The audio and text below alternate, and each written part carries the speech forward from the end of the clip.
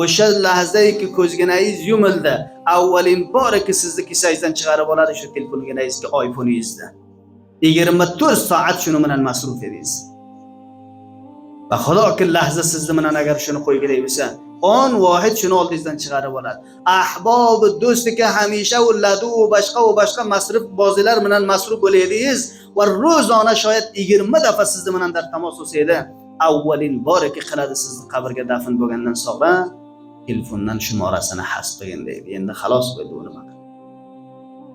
Ey koshki bizlar lahza va daqoiq vaqtlarimizdan bunday Ramazon muborakka yaxshi istifoda qilsaydik, hamisha bizlarda faoliyimizga bo'lsaydi, hatto soriq o'g'ri ham qo'limizdan ololmasaydi bizlar. Har daqiqaga shunga masruf qilamiz, o'zimizni bejo masraf bo'ladi vaqtimizdan. Koshki shuni muqobilga varaqhoy Qur'on bilatgan bo'lsa hisob qilib koshki shuni joy durud bar Hazrat Payg'ambar Islom sallallohu alayhi vasallamga bizlar o'tkazadigan bo'lsaydik. Koshki shuni lahza va daqiqalari bor shu telefonga masruf bo'lib biz yo boshqa behuda narsalarga shuni joyiga istig'for bizlar nima qila olgan bo'lsaydik. Sahifa a'malnomamizga o'tkazgan bo'lsaydik.